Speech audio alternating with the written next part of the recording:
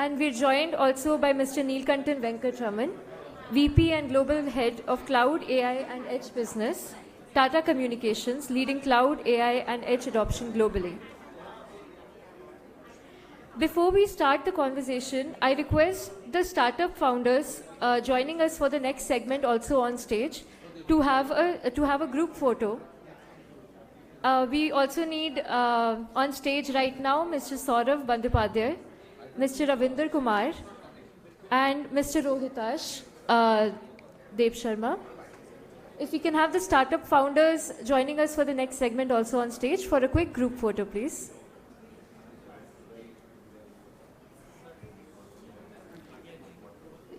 We have Mr. Ravinder Kumar, Mr. Rohitash Dev Sharma, and Mr. Saurav Bandyopadhyay. All right.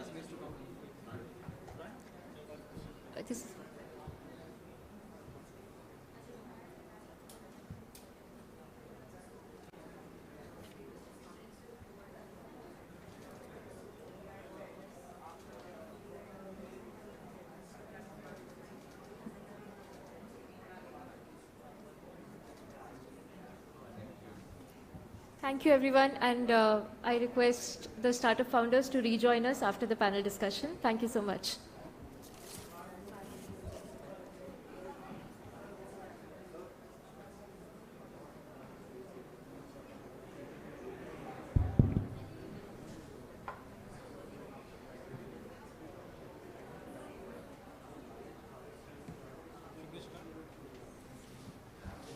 Yeah, we will start the panel now.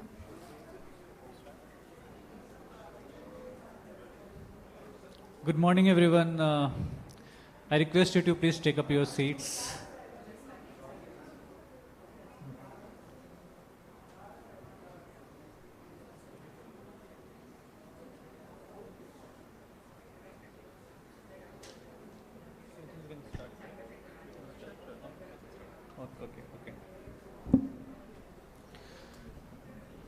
Okay. So under India AI mission, we are focusing on data sovereignty, infrastructure sovereignty, and model sovereignty. And we are trying to see if we can have this DPI kind of moment with AI. And to discuss all of these, we have these interesting panels or learned panel with me. We are also going to focus on the sovereignty part because that's the theme of the session. So without wasting any time, I want to ask questions to my panel members, but here is the the guideline or maybe the context for all of you. So I will start with one common question to all of my panel members, and after that I will ask one question to each of them. And if time permits, we can take one question from the audience. This is how we are going to conduct the session. So to start with, let me ask the common question to all of you. What is sovereignty as per your perspective? And maybe Tarun, you can start. Sure. Yeah. Thanks, Amit. Thank you for giving me this opportunity. This is Tarun from E2E Networks. So sovereignty, like according to me, is all about intent. So sovereignty is not a checklist that, okay, we did data localization, check. We did hardware which is located in India, check. So it's about the intent. Like how do we intend to remain in control of our destiny. So which means that every nuanced decision we take about our compute stack has to be seen from the lens of sovereignty. So like where intentionality is very important. So one is data localization. Second is whether the data centers themselves are owned by Indian entities, which means that there is no foreign influence on our data centers per se. From a hardware perspective, as of today, we don't have much of a choice but to go with the best hardware that the world has to offer us. And it's very, very hard to delink from the hardware supply chain. Now, third piece is that apart from data and compute localization in an Indian entity, is your cloud operator Indian? And are they dependent, is your cloud operator dependent on software which is coming from outside India, or they have ownership of software by way of their expertise into open source and being able to operate the whole cloud without any interference from outside. So that's like, I think, the final piece of the puzzle till the infrastructure layer. Now increasingly in sovereign AI, models are becoming a part of infrastructure itself. So where the model builders are working very closely with infrastructure providers. So I think that's the fifth pillar of sovereignty. So ultimately all of these have to be there, and at every layer of the stack that any organization chooses, the intentionality has to be there that like, look, I want to be as independent as possible, as in control of my destiny as possible. And my destiny is obviously linked to the destiny of my country. So I think like what we have been lacking is that from a, if you look at like some of the countries in the East, Japan comes to our mind. Like basically the intentionality of sovereignty has been very strong in many of these societies. So I think that is something that we have been lacking in India, somewhat lacking in India. I am not saying completely lacking. And I think like over last couple of years with the global events, that has drastically changed. So looking forward to more views from my colleagues. Yes, Lakshmi. Please. Talking of sovereign intelligence, it really, as Tarun rightly put it, there are several aspects to it. One of the key areas where we need to scale up in India would be on the hardware front, where we need access to heterogeneous hardware. Sovereignty means you're not tied up to one or other type of hardware. It means that a developer or a researcher in an institute or university in India has the choice of running his workload on the right hardware for that workload. And second is energy efficiency and sustainability. For us to scale this to huge data centers, lots of compute available to the entire AI community here, we need to make sure that we have energy efficient hardware, that we have the power, energy, cooling infrastructure that goes into developing data centers. And third, ease of access in terms of programmability. A developer or an enterprise should be able to use standardized APIs, programming models that are common, and not have to program for any particular hardware. So that choice should be on the developer to use whichever workload he wants, with least effort to translate it across hardware. So that is an important aspect of sovereignty. And the fourth would be to be ready for all cutting-edge workloads. For example, for the kind of inferencing applications that you see now, multi-agent workflows, it requires a huge amount of token processing. It means that you need almost real-time inferencing speeds. So making sure that our compute infrastructure can provide such inferencing speeds for us to scale and build businesses on agentic workflows would be important. Yeah, thanks a lot, Amit, for the question. And just doubling down on what Tarun said, but before that, quick introduction. My name is Neil. I head the global cloud, AI and edge business for Tata Communications. And thanks a lot for having me here. So sovereignty, in one word, if I can describe it, it's to ensure that you don't have a kill switch with somebody else who can turn off the knob and you have no access to your models, to your data, to the compute, to your data center where your compute and data is residing. So the ability to avoid somebody else controlling your destiny, as Tarun said, and have the destiny in your hands. And it starts at every layer. And so the full sovereignty means that every layer, which is the passive infrastructure layer, which is the data center, colo space, power, then the compute infrastructure, the cloud management platform. And within the management platform itself, I think sometimes we forget that while data could be residing in India, the control plane, the orchestration and the provisioning mechanism could still be outside the country. So the ability to have the entire cloud management platform also within the sovereign borders, and then the metadata, which is residing over the data of the data, should also be within the country. So sometimes we also forget the user data could be outside the country, while the raw data, the native data could be in the country. And then last but not the least, the application and the model, the application, the use case layer itself. So the entire stack should be in India. So we do have some challenges in some parts, but I think overall we are moving in the direction of getting full sovereignty. So to some extent, I would say we have with Indian cloud providers, we have avoided a situation where we can have the kill switch outside the country. Even in the software layer, we moved a lot from a management platform, a lot to open source, whether it's OpenStack-based cloud, whether it's Kubernetes-based clusters where it's open source. You can't really kill it overnight and avoid proprietary software. So that helps us move up I call the sovereignty ladder, if you will. So that's for me, sovereignty. Yeah, thanks so much. And I think what we understood that this is not only about data models and compute. This is also about design, discipline, and development as well overall. Now, let me move ahead with the discussion further. My question is to Lakshmi. So, Lakshmi, as demand for frontier AI scale continues to grow, now compute is beginning to be a strategic. From your perspective, what would be AI digital public infrastructure looks like in practice? And if you can discuss about, the heterogeneous hardware concept as well, because, if we think from a homogeneous hardware perspective, we are limiting ourselves. So heterogeneous hardware is also something that we should opt for and discuss. So I just wanted to listen your opinion on that. Thank you.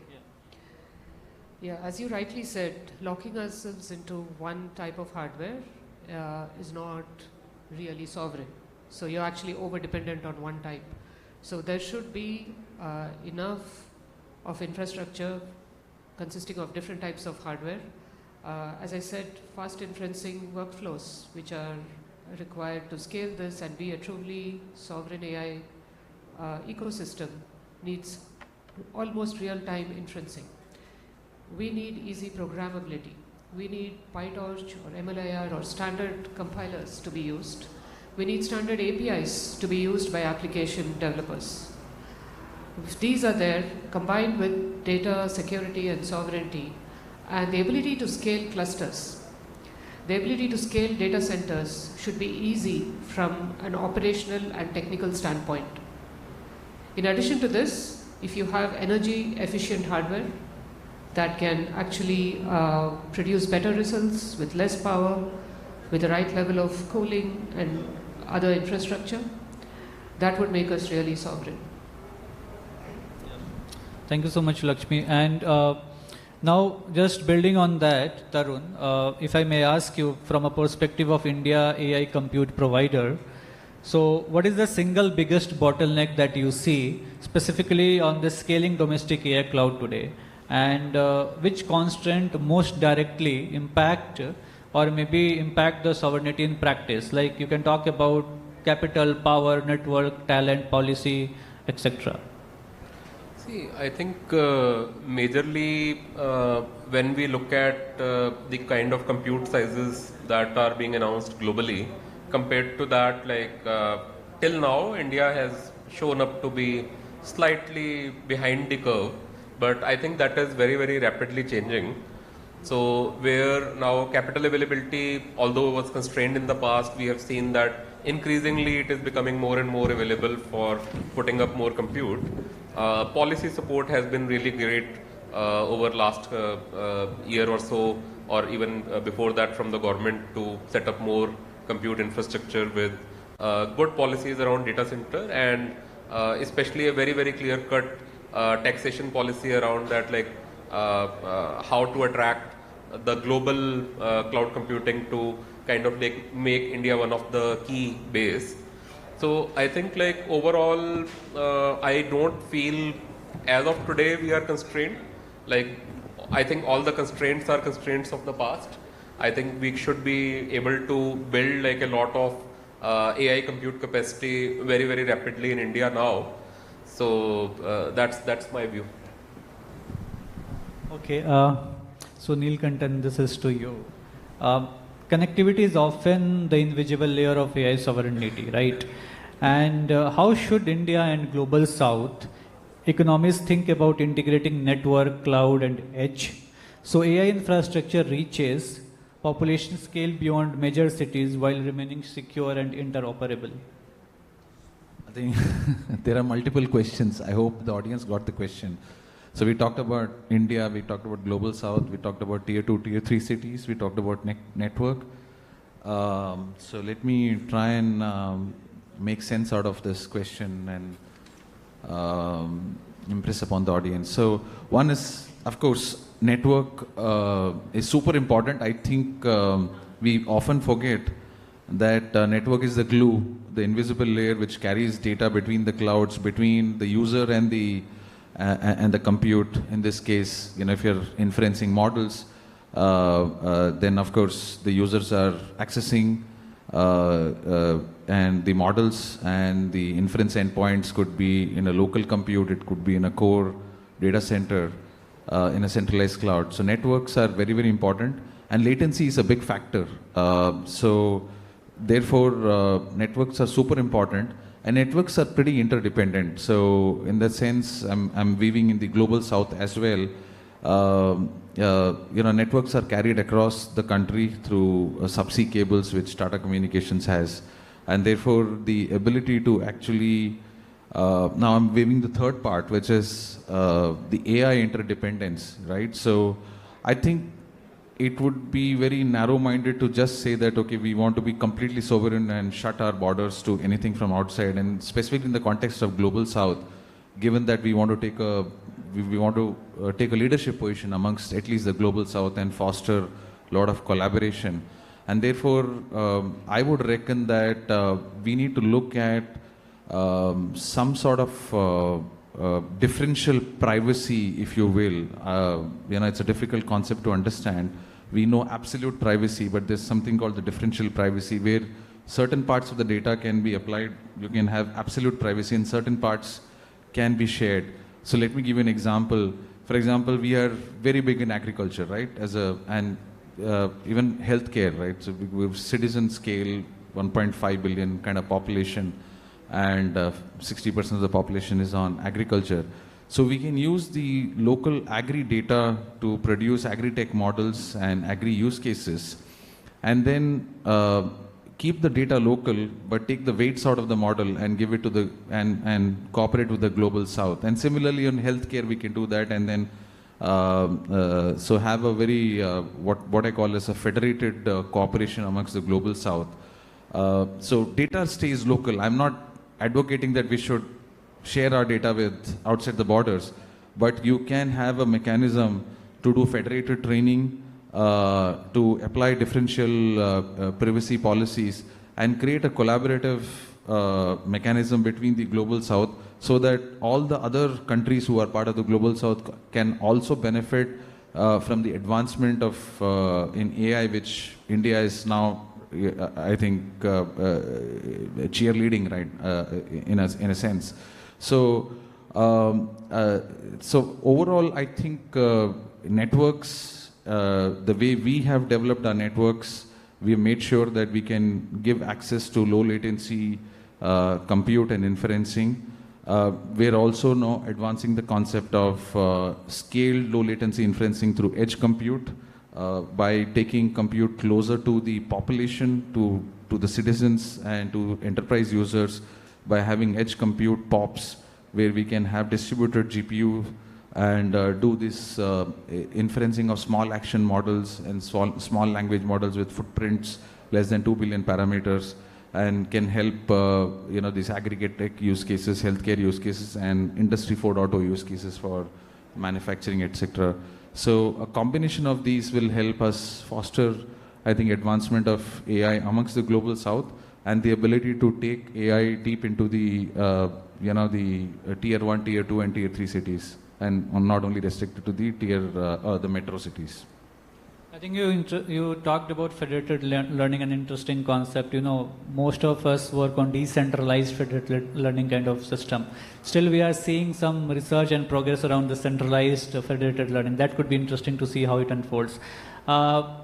just one follow-up question. You talked about, edge, like inferencing edge. So how do you see this 6G is going to help, at least countries like India, because we are still, evolving into this stage. Sorry? 6G at edge 6G, for inferencing. okay. Yeah. You're talking about 6G. Yeah, because, okay. we have to deal with videos as well, not only images or, No, 6G is definitely going to help us. So as of now, I think from an edge computing point of view, we have two ways to access edge compute: fixed line networks for sure, but 5G is fast being used for driving the connectivity for edge compute, and 6G is going to be really a game changer, because even now, even in 5G we are getting sub 10 millisecond latency, but it's not robust enough for us, especially if you're getting into robotic surgery, those kind of use cases, right? And very high speed gaming kind of thing. So 6G is definitely going to help, and it's going to be more stable, it's going to be more cost effective. We know 5G is expensive. 6G, I believe, is more optimized on cost. So apart from the ability to provide us a better network throughput and a stable ultra low latency connectivity and high reliable connectivity, it's also going to be an ROI. 5G, we know it suffers from a ROI challenge. So 6G is definitely going to help. Thanks so much. Lakshmi, do you want to talk about?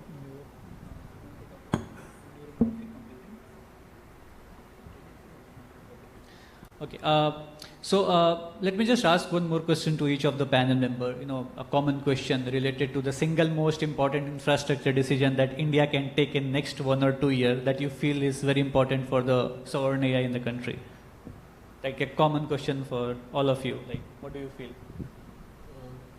Sure. I think in a way, like energy might be the most important thing for compute today. So, like having an ability to generate like power locally within the same campus as the where the data centers are.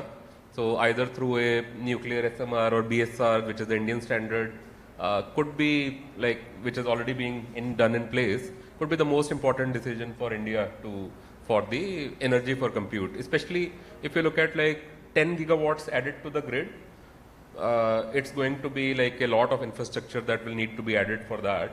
On the other hand, having local power which can even replace the generators, because nuclear power can potentially run at a highly reliable 8-year, 10-year time scale, where you don't need to turn it off and you just need battery energy storage systems, nuclear power on site, right next to a data center park. So that could be something very important for the future of sovereign compute in India. Thank you so much. You want to speak? Yeah, Lakshmi. Yeah, building on what Tarun just said about energy availability, assuming that you have these huge grids supplying power to the data centers, the next step would be to actually have the ecosystem that can build data centers at scale and be able to operate and maintain it for all the heterogeneous hardware that you would have on it. That will be key to making it available as a sovereign AI infrastructure to all those different types of users who would want access to it. Thank you so much. Neil, continue. Yeah, while sustainable power, nuclear power is well taken, I would also add access to risk capital. I think while India mission is, we have to continue doing that, given that access to compute, which is available at price points which can be afforded and you can build and innovate on top of it, is absolutely important. But also, access to risk capital. We don't have the depth in the risk capital market, whether through VCs or private equities in India as of now. Whatever we're seeing right now is on the data center side, which is good, but we need access to risk capital. That will foster, that will put innovation on the AI side on steroids. While data center is attracting attention, which is very, very important, because that's a foundational input to the entire AI innovation. But very soon we'll find that we are not able to scale these small startups because they don't have the access to risk capital for them to scale and innovate and catch up. Understand. Any thoughts around, like, this is for all of you, like how quantum can change, the energy efficient part of the work, or maybe the kind of, future we see for India from an AI perspective? Sure. So I think like the integration of quantum with the current HPC platforms on GPUs are something that needs to be a focus area for India, especially as quantum is the compute of the future. So I think like we are looking at like anywhere between a scale of 5 to 10 years where quantum computing will become a very, very important part of the overall compute ecosystem. So I do believe that CPU will continue to exist, GPU will continue to exist, QPUs would get added to it. So QPUs would have like certain workloads that are very, very specific from a security cryptographic standpoint that would be very, very helpful to add. Lakshmi, maybe you can talk about this as well, but in case if you also want to touch base on AI supercomputers, in case if it's something of your interest. I think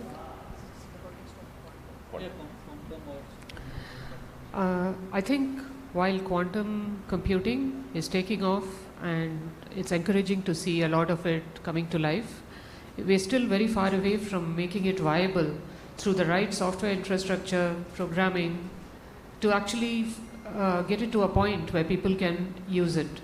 In addition to that, we also need to solve the problems of security and other specific problems which will be thrown open again when quantum computing comes in.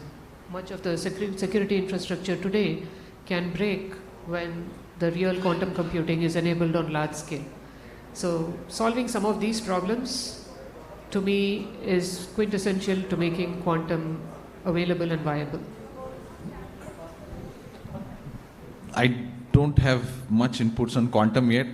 We are closely looking at the space, and I think both Tarun and Lakshmi talked about the security challenges with the quantum. I'm not sure whether from beyond the research labs, it's available for deployments in an enterprise context yet. The use cases are even now restricted to the security side. So we're closely watching the space. That's what I can say. Beyond that, still looks like some time away, but maybe we'll see, as Tarun is saying, QPUs very soon in the data centers. How soon it is out there. I'm not able to speculate on it. That's interesting. And in fact, from sovereignty perspective, quantum is very important for the country as well, if we see. By the way, please visit Fujitsu booth. We have a quantum mock-up there for 64 qubit system. So we have put it there. I think we have a time for one question. If somebody is interested to ask, to our panel members, we can take one question.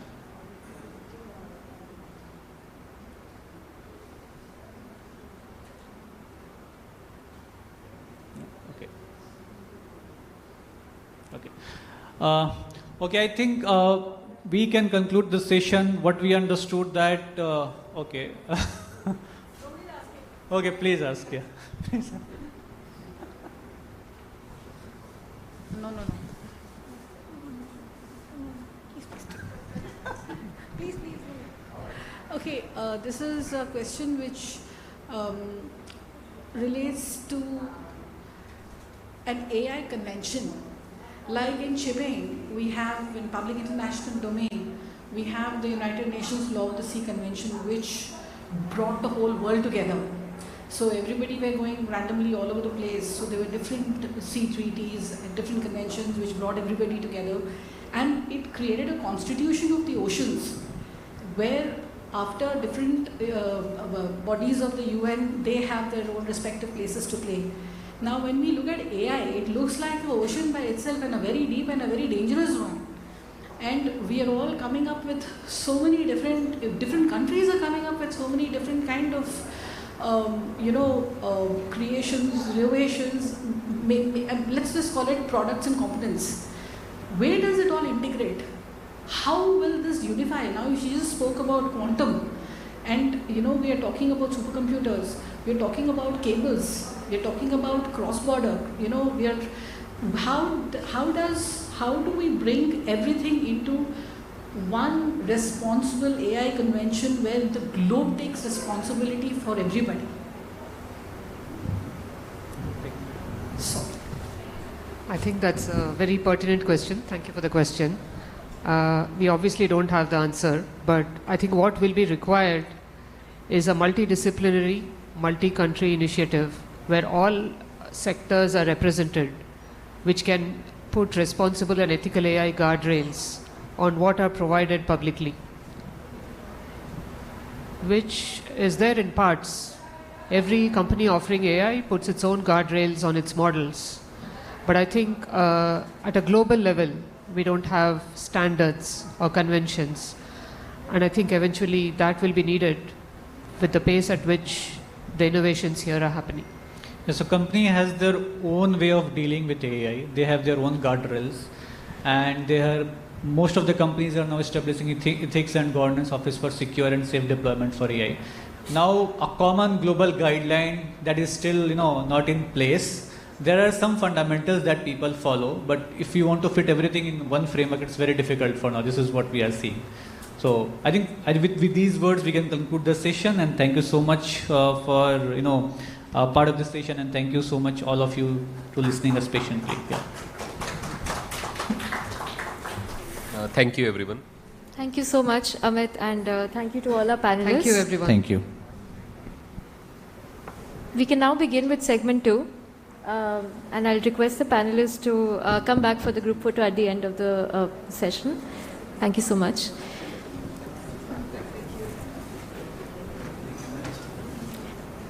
Segment 2 is a startup showcase where we'll hear from startups building cutting-edge AI solutions from India, for India, and for the Global South. Our first speaker is Saurav Bandyopadhyay, founder and chief scientist of Shunya Labs.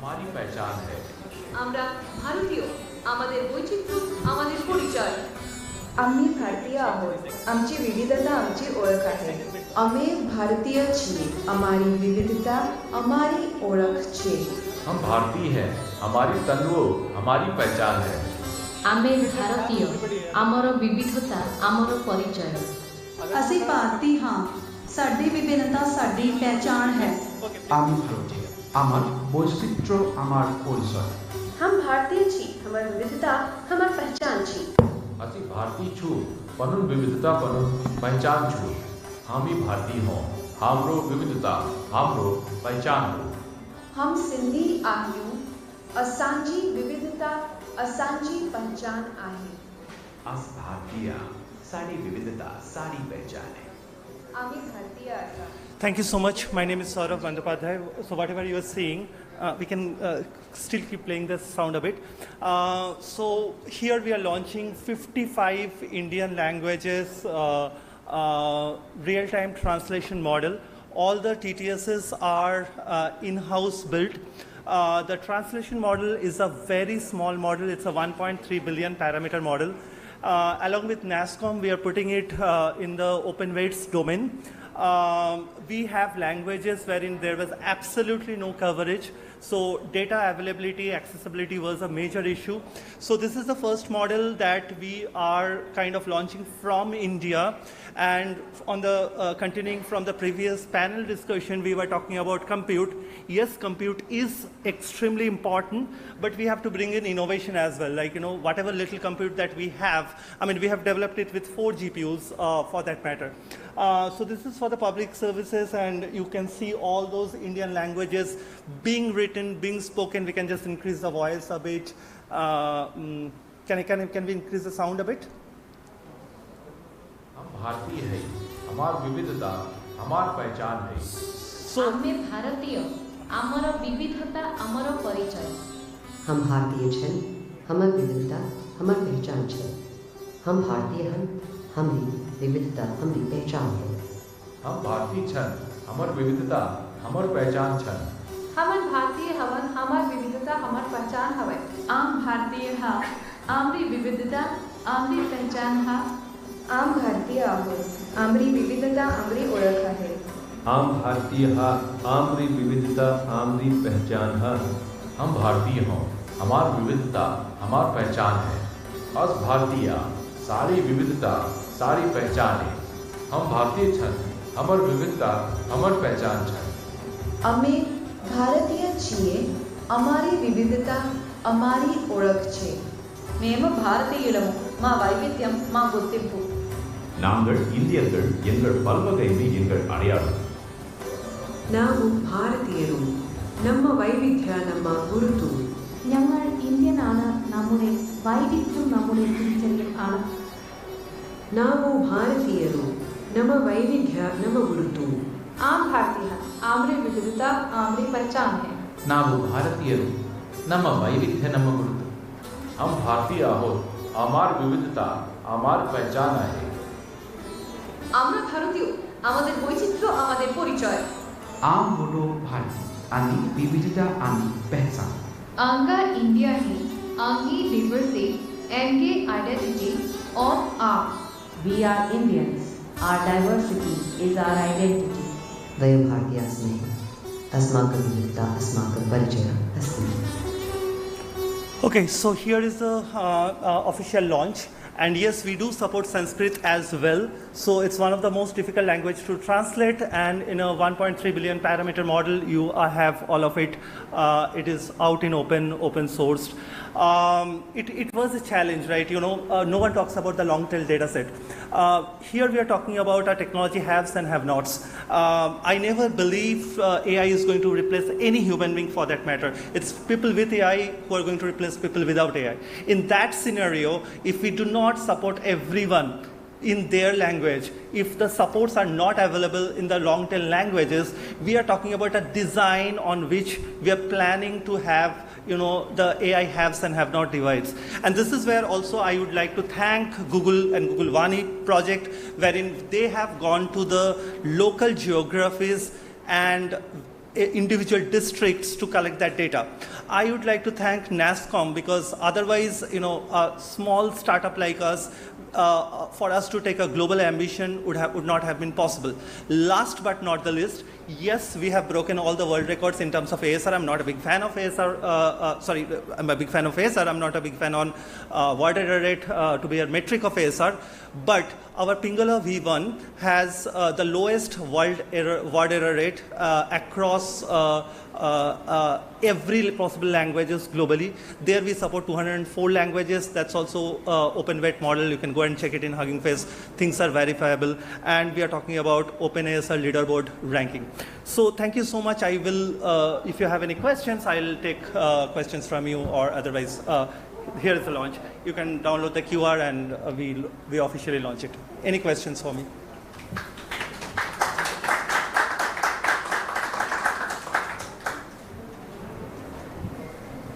So, what's your business model? As in, you've open source everything. It's on Hugging Face, Open Weights. So what? Okay, so business what model. What do you want to do now? Exactly. Okay, so there is a, we have three-tier, or rather two-tier approach. So we have large model providers. They just provide horizontal generic models. And then we have few players who are just wrappers, or I have a massive respect for wrappers, but you have players who provide fine-tuning over the existing model. Problem is, we need verticalized model development. Here we are showing the whole model was developed in less than 40 GPU hours of training. We are talking about a new market wherein we are talking about custom models for every individual that will be sovereign, that you can host it at your place. You don't have to pay the token tax of a big model, and it will outperform any major models which is horizontal in nature. So we are creating a space wherein we are talking about a custom model development for your use case, for your edge, or your own premise or devices. So yes, we are showing the capability. Few things we are not doing for profit like this. It's for the society, but for profit we create custom models from scratch, and we take just 40 GPU hours on an average to kind of develop a model. So this is a different way of looking at things. Any other questions? Okay, time up. Okay, thank you. Thank you, Saurav. Next, we have Ravinder Kumar, founder and CEO of Technode 8, and I would request to be within the time limit of 5 minutes each. Thank you.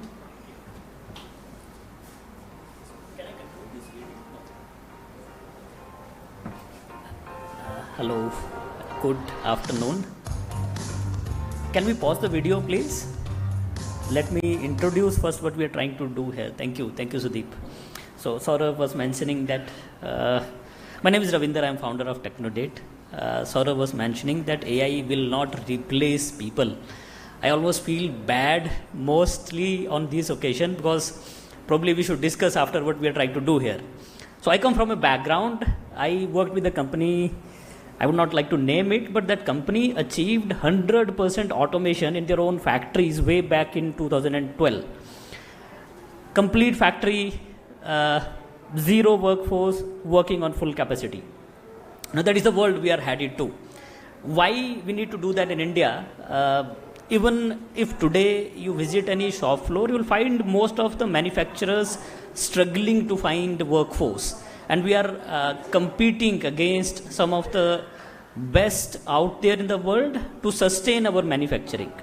Now to sustain manufacturing, automation is a need. People need to automate their factories. But the problem is, how do you even conceptualize, build and deploy the automation solution? So that is something which we want to democratize for everyone. Technode 8 AI, we are building a co-pilot primarily to make industrial automation and engineering as easy as DIY. So there are 3 modules in the engineering life cycle. Generally speaking, there are 3 phases: the concept design phase, the deployment phase, and then eventually there is the troubleshooting phase where you fix the machines. So in our co-pilot, we will have generally 3 modules for each of these phases. Can we please play the video?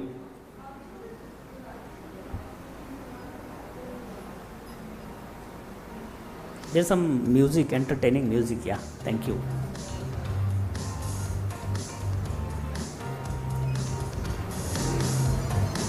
So generally what happens is, when you have to build any automation or robotic solution, the know-how becomes the primary constraint.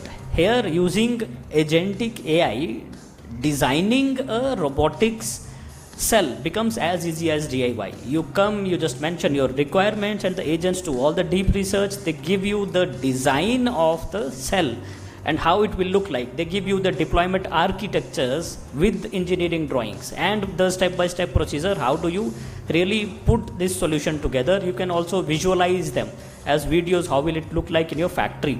Can we hold here, please? Yes. So that is the first phase. Now what it does is that a manufacturer, tier 1, tier 2 small manufacturer, who today does not have the know-how to build such engineering solution in-house, even he can easily design and deploy. So that is the first module. Then we move on to the second phase, where we have to program. Literally entire automation, similar to softwares, runs on programming. So in the second phase, the agents, they also can generate the programs. Literally entire world's 50% run automation runs on PLCs alone. So PLCs can be programmed.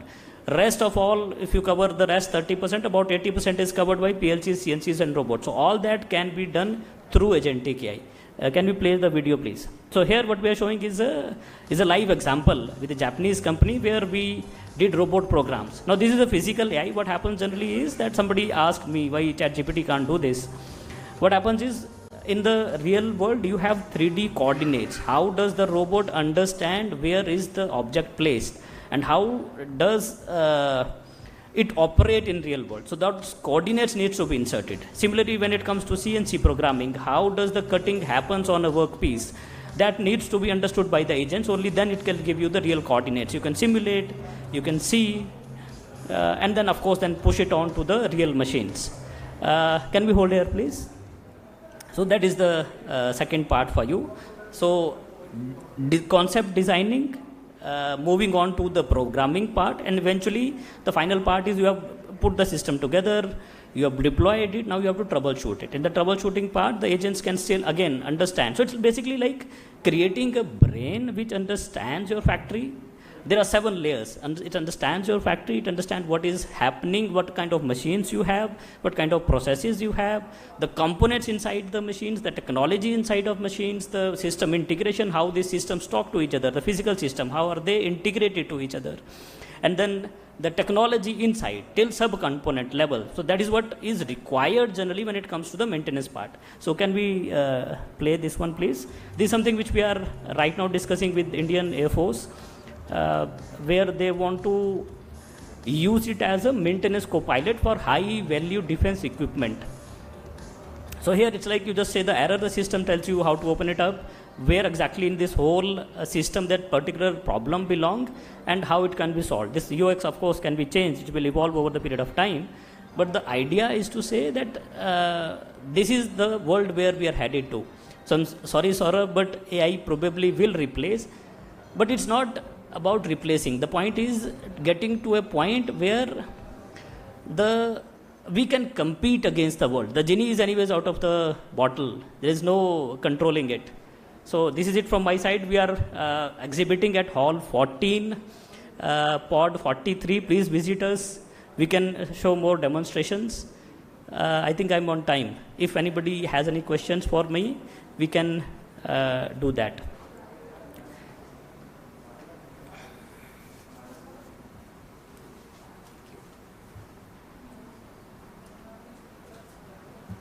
Thank you, Ravinder. Our final speaker is Rohitash Dev Sharma from Socket AI Labs.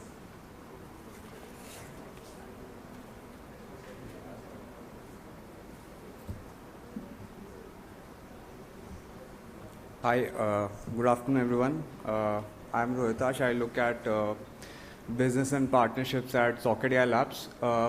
We are a deep tech startup based out of Bangalore, founded back in 2019. We are into building core foundation models, and today I'm not just here to talk about Socket, but also I'll be talking about some of the aspects that were discussed during the panel discussion around sovereignty.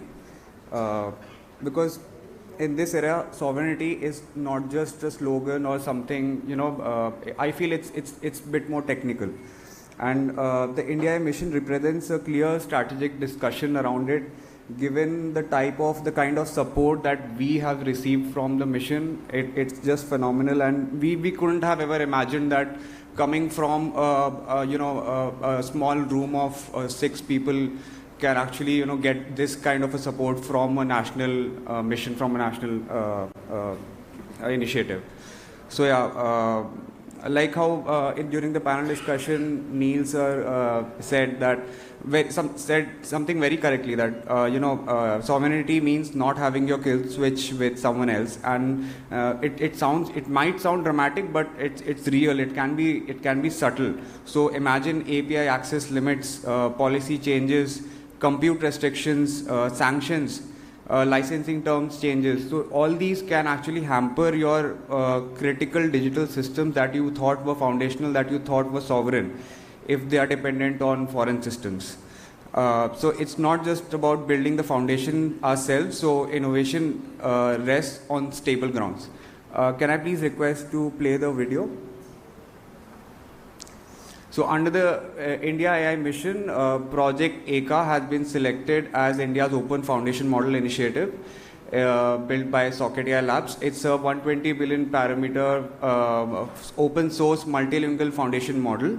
But the real headline is not the size, it's the ownership of the data pipeline, training stack, evaluation, ecosystem, safety framework. When you control the foundation, you control the trajectory. So you can design for Indian scale, you can design for global south scale. As part of ECA, for the first phase, we are building ECA code, because sovereignty must translate into productivity, and ECA code is all about execution. It's a in-house math and code foundation model with AI-assisted coding, secure code generation and summarization, analytics at scale, and enterprise-grade data workflows. This is about strengthening our engineering layer internally. In the next phase, which is yet to come, we'll be focusing on ECA defense. In defense and critical infrastructure, I don't think any country or any nation in this world has an option to outsource that kind of an intelligence. So it has to stay within the country, within our people, and we are building it. These systems are built for secure inference, sensor reasoning, autonomous systems, mission critical reliability. In these domains, independence is not optional, it's foundational. Now let's just widen the lens a bit. This is also a global south moment. Many emerging economies face similar challenges: multilingual complexity, infrastructure constraints, affordability pressure, strategic dependency risks, and messy and noisy environments. We don't have these kind of issues with the Western markets, and therefore the Western models seem so impressive to us. But India and the global south needs different models. We don't need to replicate GPT or Claude or Gemini. That's not the point. If India builds sovereign AI capabilities successfully under the mission, it does more than strengthen our domestic ecosystem. It reshapes how partnerships evolve within the global south countries, because when India can offer regionally relevant models, collaborative infrastructure frameworks, secure deployment capabilities, it shifts the equation from dependency to partnerships. And that has economic, strategic, and geopolitical implications as well. So when we talk about ECA code or ECA defense, we are really talking about one integrated direction: build the foundation, strengthen execution, secure the strategic layer, all aligned under the India mission. And if you'd like to see our models in action, some of them, I invite you to visit our booth at Hall 5, ground floor, 5.20 booth at Bharat Mandapam.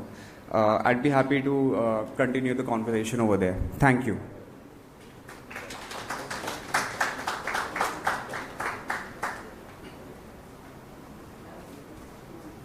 Okay, thank you, Rohitash. So with this, we are at the end of our session. I would like to announce that for all speakers, NASSCOM will be planting 10 trees each, and we will be sharing the digital certificate by today. I would also invite the speakers on stage to pass on the speaker mementos. Thank you. Speakers for the panel as well as for the founder segment.